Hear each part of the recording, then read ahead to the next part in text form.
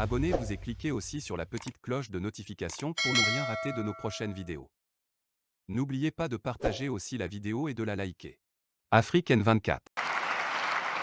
Que nous avons l'honneur d'accueillir aujourd'hui à la station F. C'est une après-midi extrêmement riche qui a eu lieu aujourd'hui et nous allons vous en restituer la substantifique moelle, si je puis dire. Avec la séquence de restitution qui va démarrer, je vais céder la parole à Monsieur Babsar pour la restitution de l'atelier 3.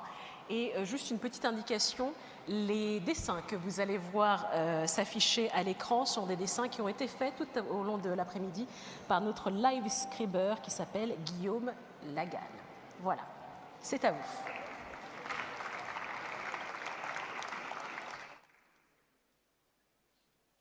Merci, Hélé.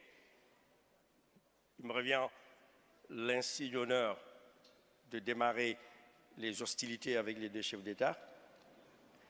Monsieur le Président de la République française, Monsieur mon Président,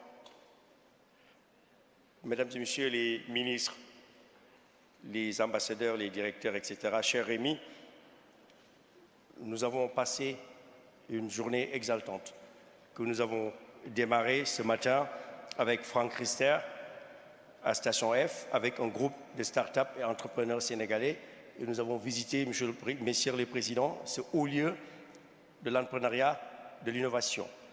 Et les discussions ont porté sur comment accompagner davantage les start-up, les entrepreneurs, les PME, les incuber, leur donner des fonds d'amorçage et passer à l'échelle.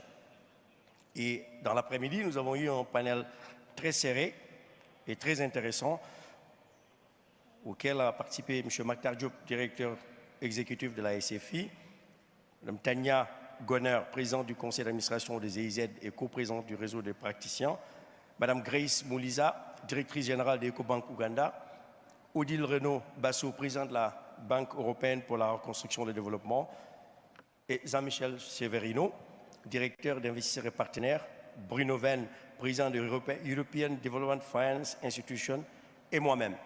Avant cela, Monsieur le Président, il y a eu deux start-upers sénégalais, à l'image de Mme Dikoussi, Diktaf Corporation, qui est dans l'agriculture et la technologie, M. Bamba, qui est le CEO de PAPS, qui est aussi une start-up sénégalaise, Monsieur le Président, chez qui on a investi en 2019 100 000 euros et aujourd'hui il vient de lever 4,5 millions d'euros.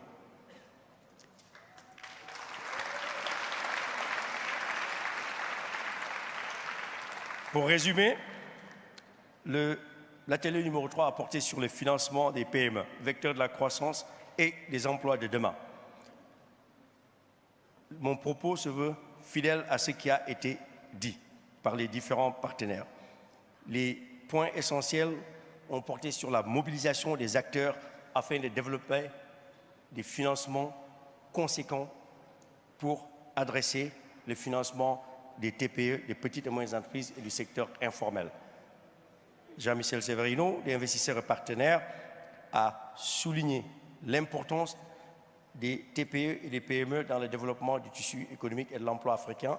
Et il a dit qu'il faut être beaucoup plus ambitieux et progressiste et proposer de garder 1% ou d'enlever 1% de l'aide publique au développement par an, environ 500 millions d'euros, adressés au secteur privé, aux TPE, PME directement, pour pouvoir adresser les besoins. Les bailleurs ont tous convenu qu'il est difficile pour les banques classiques et les fonds d'adresser la question des TPE, PME en Afrique et de l'informel, et qu'il faut être innovant, qu'il faut développer de nouveaux mécanismes, notamment à travers les garanties, comme l'a dit la SFI, comme l'a dit aussi Bruno Venn de EDFI. L'engagement de Financing Common, qui est présidé par Rémi, devrait permettre de mobiliser 5,5 milliards d'euros d'engagement financier pour les PME en Afrique. Et il demande que des garanties soient prises pour les risques, pour mitiger le risque pour les TPE et les PME en Afrique. Enfin, il a aussi proposé que ces fonds soient alloués aux banques locales pour dérisquer. Et l'exemple de Ecobank Ouganda en est un où la SFI et d'autres partenaires travaillent avec ces banques pour pouvoir accompagner les PME et les startups. Enfin, l'Atelier 3 a mis en place aussi le besoin d'accompagnement des TPE-PME, qu'elles soient de vrais acteurs solides dans l'écosystème entrepreneurial. Et c'est là où on a parlé de l'exemple de la délégation générale à l'entrepreneuriat rapide pour les femmes et les jeunes que le président Macky Sall a mis en place en 2018 et que je dirige depuis, pour accompagner chaque année disons 15 à 20 000 startups et PME. Et au jour d'aujourd'hui, nous avons pu investir plus de 80 milliards de francs CFA, un peu plus de 120 millions d'euros, grâce au soutien de l'AFD pour de 20 millions d'euros, la BAD qui est là aussi de 150 millions d'euros sur 5 ans, entre autres partenaires, l'USAID, etc. Enfin, la SFI a souligné l'importance de l'accompagnement pour former les gestionnaires des PME, les appuis non financiers, et il a été soulevé la question de l'Alliance pour l'entrepreneuriat qui a été lancée et qui va être un porteur pour réduire les goulots d'étranglement, mettre en place les ressources qu'il faut. Enfin, messieurs les présidents, ça n'a pas été dit tel quel, mais je pense que la jeunesse africaine ici présente, il y en a au moins une cinquantaine qui est venue avec nous, des chefs d'entreprise, attendent des engagements forts. Depuis ce matin, les gens parlent de la sécurité, Barkhane, Sahel, etc. Mais aujourd'hui, les startups qui sont là, les PME qui sont là, les investisseurs qui sont là, ils ont besoin de cash. C'est le secteur privé qui les intéresse. Ils ont besoin qu'on puisse mettre en place des mécanismes solides. Tout à l'heure, quand on était entré dans la salle, on peut facilement lever 10 milliards d'euros ici ce soir. Donc, monsieur le Président, donnez des instructions pour que les banques, les partenaires, nous financent. Merci. Je passe la parole à Rémi Rioux qui a fait le panel 2. J'espère qu'on ne va pas être virés tous les deux. Bien, messieurs les présidents, c'est un très grand honneur de vous avoir avec nous ce soir. Après le secteur privé, essentiel, premier, nos travaux cet après-midi ont aussi marqué le retour en force de l'Europe dans le financement des infrastructures. C'était l'objet de l'atelier numéro 2, tout à l'heure, auquel ont participé le gouvernement d'Afrique du Sud, après les engagements très forts pris à la COP26 à Glasgow pour la transition énergétique, le président Adesina, la Banque européenne d'investissement, la KfW, Meridiam et EDF. C'est aussi le sens du Global Gateway qui a été annoncé en décembre dernier par la Commission européenne, 300 milliards d'euros d'investissement, dont 150 en Afrique. Et je sais que c'est une estimation en vérité très conservatrice. Si on ajoute les prêts de toutes nos institutions et la mobilisation du secteur privé, qui est notre grande frontière collective, nous allons faire beaucoup plus dans les 7 prochaines années. C'est très concret. Moi, j'ai vu il y a quelques jours, on en a parlé dans l'atelier avec les collègues de la BEI et de la KfW, le très grand barrage de Nartigal sur le fleuve Sanaga au Cameroun, 420 mégawatts, un canal d'un débit 3 fois celui de la Seine, 1,5 milliard d'euros d'investissement en PPP. Plusieurs d'entre nous ici, Ambroise notamment, nous nous sommes rendus au centre d'enfouissement technique de Lomé en novembre dernier, un investissement pour stocker et valoriser 300 000 tonnes de déchets par an. Nous étions nombreux aussi, Monsieur le Président, à l'inauguration du TER, du train urbain de Dakar. Et nous investissons aussi dans la rénovation du stade Ibou Mar Diop, de la piscine de l'œuf, dans la perspective des Jeux Olympiques de la jeunesse au Sénégal de 2026. Vous avez inauguré en décembre 2018, Monsieur le Président, avec le roi du Maroc, la LGV Tanger-Rabat-Kénitra, qui rencontre un très grand succès. La nouveauté, c'est que tous ces investissements dans les infrastructures, nous les faisons plus vite et surtout nous les faisons en Team Europe, en équipe Europe. On a publié aujourd'hui une déclaration collective pour expliquer l'organisation et le fonctionnement de cette équipe Europe, avec un échelon européen évidemment renforcé, et toutes les institutions des États membres engagées et organisées en 3 groupes, celles qui travaillent avec le secteur public, celles qui travaillent avec le secteur privé et celles qui apportent l'expertise.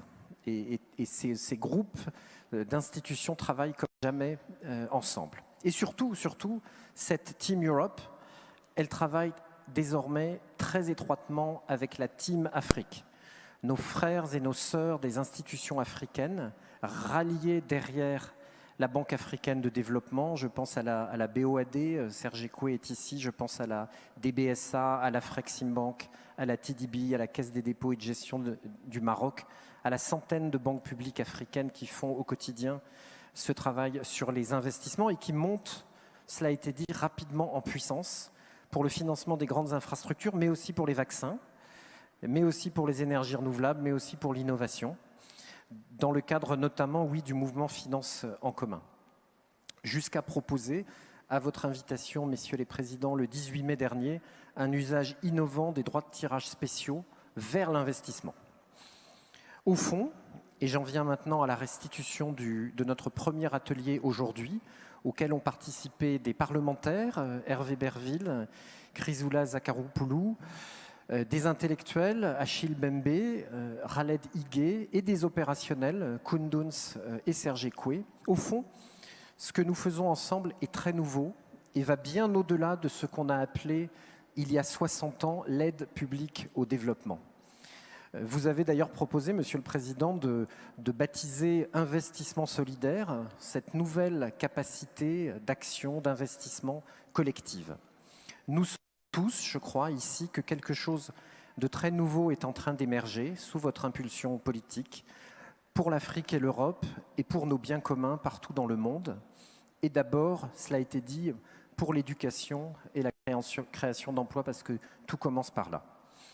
Nous l'avons nous-mêmes senti très fortement à l'AFD lors des larges consultations que nous avons conduites depuis plusieurs mois, à votre demande, lors du sommet de Montpellier, pour imaginer une nouvelle sémantique, un nouveau nom même de l'AFD.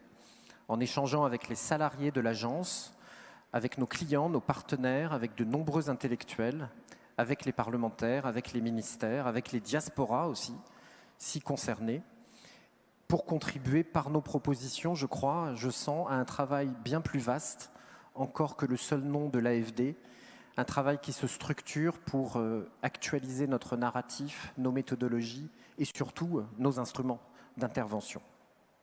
Un travail conceptuel, donc, pour un renouvellement concret fondé sur un partenariat entre égaux, ambitieux et respectueux des contextes, pour l'agenda de prospérité partagée des objectifs de développement durable et de la transition juste, pour donner une priorité aux enjeux de long terme, ceux que porte la jeunesse, dans le respect des droits humains et de la démocratie, et en prenant soin des territoires et des communautés les plus vulnérables. Et puis aussi un travail très technique pour revoir tout ce référentiel et ces instruments. Voilà, j'espère que cette demi-journée de travail a contribué à ce mouvement qui est engagé. J'en remercie vivement tous les participants aujourd'hui.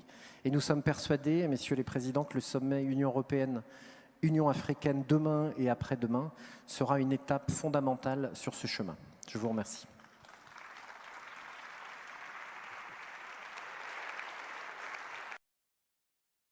Likez la vidéo si ce n'est pas déjà fait.